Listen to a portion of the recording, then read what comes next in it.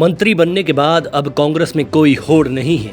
जिन नेताओं का हक बनता है अब उन्होंने मंत्री बनने से इनकार कर दिया है। अभी के ताज़ा हालात ये बताए जा रहे हैं कि अभी तक जिन नेताओं के नाम सबसे आगे चल रहे थे उनमें से एक नेता ने तो मंत्री बनने से साफ इनकार कर दिया है। दूसरे नेता मंत्री बनने की दशा में भी अपनी सियासी दिशा के भ्रमित रहने का फिक्र करते हुए कहा कि अब मंत्री पद का जिक्र भी उनके सामने ना किया जाए, जबकि तीसरे नेता ने इन दोनों का सियासी अनुभव देखते हुए मंत्री बनने का इरादा ताक पर रख दिया है।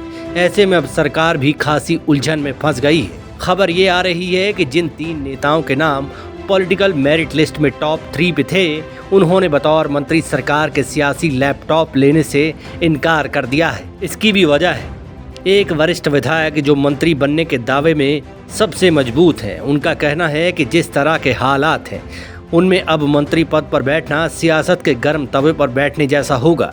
इनका मानना है कि जनता बेरोजगार जिस तरह से गुस्से में है उससे तो यही बेहतर है कि विधायक बनकर ही रहा जाए।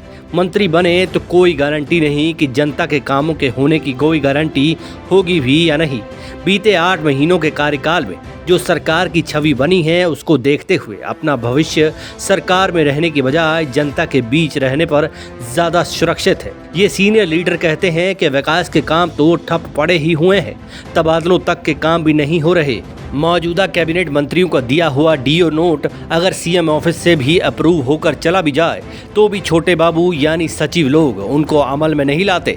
कई मंत्रियों के नोट महीनों से अप्रूव होने के बावजूद उनके काम न होने की वजह से वे जनता में भी खुद को प्रूफ नहीं कर पा रहे। ऐसे में तो एमएलए ज़्यादा ठीक है।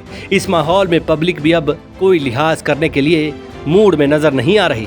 ऐसे में कम से कम जनता ये सोचकर उन्हें माफ तो कर देती है कि एमएलए ही है, कौन से मंत्री हैं जो कोई उल्हाना दिया जाए। दूसरे दावेदार भी कम दुखी नहीं है। इनका कहना है कि अब वो वक्त आ गया है कि अपने ही हलके में रहकर जनता का मन भी हल्का रखा जाए। प्रदेश स्तर के कद की जब कोई कीमत ही नहीं है तो विधानसभा क्षेत्र में भी अपना कद क्यों छोटा किया जाए। जितनी जलालत सहनी थी अब सह ली और अब अनदेखी का कोई मलाल भी नहीं है। अब सब देख समझ लिया।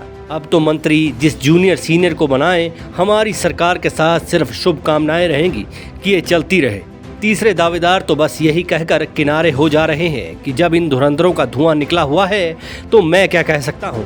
खैर अब ये तो हुई उनकी बात जिनकी बातें पिछले कई महीनों से चली हुई हैं। इस नए पॉलिटिकल ट्विस्ट में पॉलिटिकल एक्सपर्ट भी खासे हैरान हैं, क्योंकि मंत्री बनने के लिए तो किसी की भी सरकार में 5वें साल भी होड़ मची रहती है, लेकिन कांग्रेस में तो 7-8 महीनों में ही ये उल्टा माहौल बन गया है कि जो दावेदार रहे हैं वो पीछे हट रहे हैं। एक्सपर्ट्स का कहना है कि अगर हकीकत में ये लोग मंत्री बनने से पीछे हटते रहते हैं तो कांग्रेस को भी आगे बढ़ने में मुश्किल होगी।